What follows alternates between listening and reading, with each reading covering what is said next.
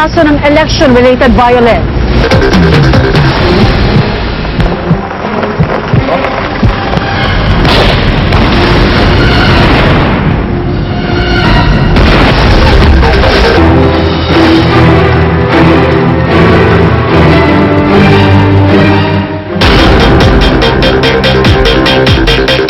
Ang eleksyon daw ang isa sa pinakamahalagang parte ng demokrasya dahil ang pagboto, pribilehyo ng isang malayang bansa. Pero sa Pilipinas, sinasabing kakambal ng kalayaang ito ang karahasan.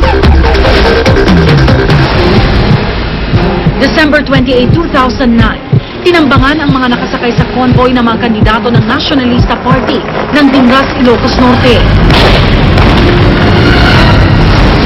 Patay ang tumatakbo sa pagkakonsehal na si Joen Cañete. Malubhang nasugatan ang isa pang kandidato sa pagkakonsehal, 2 kasamang police escort at ilang taga-suporta. Kasama na si Mang Clody. Pilay siya ngayon dahil sa 4 na tama ng bala ng kanyang natamo.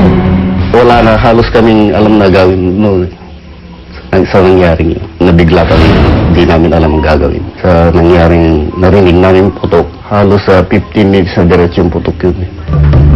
Ang tanging niyang nakikitang dahilan sa insidente, politika. Gusto nilang patayin ang grupo para wala na silang kalaban. Ganun lang naman ang motive doon.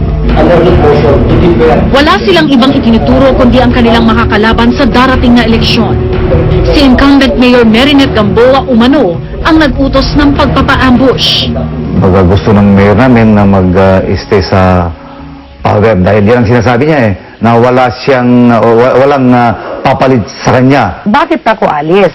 Samantalang ang tao ang nagpaupo sa akin. Walang basis ba para si Sagid i-accuse kami? Yung mga sinasabi niya, haka-haka lang niya yun. Sino man ang may kagagawan, naglabas na ng paunang ulat ang Philippine National Police o PNP sa lawag. Assume from the facts of the case, lumalabas talaga na politically related yung ambush.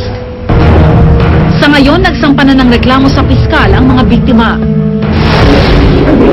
Ayon sa Vote Peace, isang non-government organization na nagsusulong ng maayos na eleksyon, tuwing eleksyon, tila ordinaryo na lang daw ang karahasan.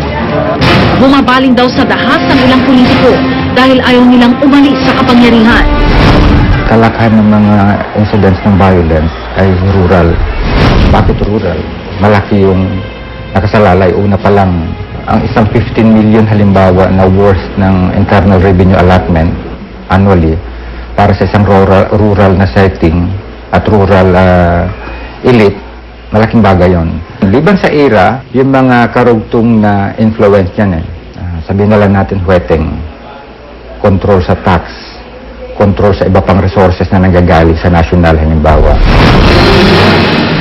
Ang ilang political dynasties daw, para masiguro na mananatili ang kapangyarihan sa angkan, nagbubuo ng private army. Tauhan noon si Robin ng naghaharing politiko sa kanilang lugar. Nakakulong siya ngayon para sa ibang kaso. Pero tandang-tanda pa raw niya ang mga detalye ng pagtatrabaho niya sa kanyang boss noon. Mula sa pagiging isang magsasaka, nagiging miyembro raw siya ng private army tuwing eleksyon.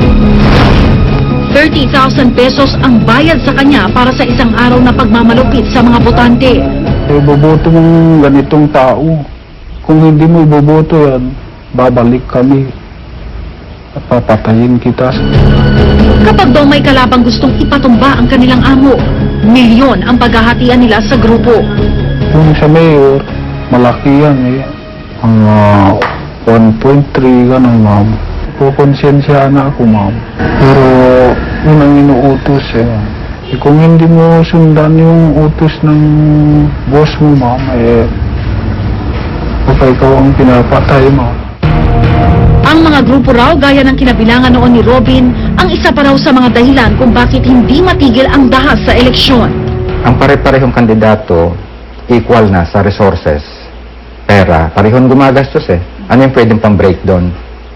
Ang pwedeng mag-break na doon kung sino yung may matapang na sikmura para sa bubos.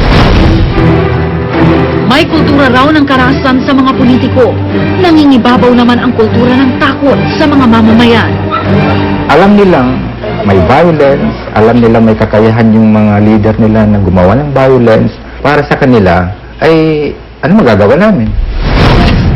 Napakarami ng pangyayari ng karahasan na may uugnay sa eleksyon ang naganap sa bansa. Mula 1992 hanggang 2004, 200% ang itinaas na mga kaso ng Election-Related Violent Incidents o ERVI.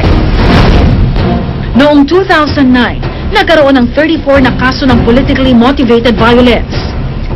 Hindi kasama rito ang massacre sa Maguindanao at ang ambush na nangyari sa Dingras. Hindi nangyari sa panahon ng election period ang mga ito, kaya hindi pa isinasama sa bilang ng ERVI ng Philippine National Police o PNP. Isa ba ito sa itinuturong problema ng vote peace? Ang pagkontrol sa election violence dapat hindi lang sa panahon ng election period. Na yun yung ginagawa ngayon. Ang monitoring ng election violence ay panahon lang ng during the election period. Ibig sabihin from January 9 to June 10. Dagdag ng vote peace, kritikal ang eleksyon 2010 dahil ito ang kauna-unahang automated election ng bansa. Ang botong hindi raw makukuha sa pandaraya sa balota, maaaring presahang kunin sa pamamagitan ng dahas. Hindi natin mapokontrol yan. I would say, the violence is outside automation. It's not whether there's automation or no automation, violence can come in. Para mapigilan ang karahasang maaaring mangyari, ilang proyekto ang inilunsad ng Philippine National Police o PNP.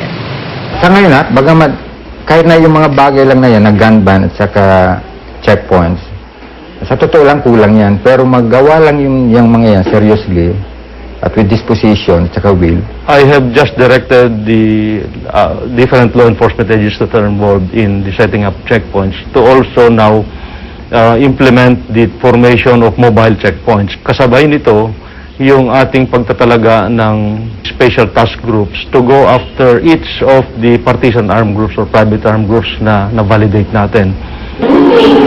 Ayon sa COMELEC, may hakbang pa silang maaaring gawin para mapigilan kahit paano ang election violence.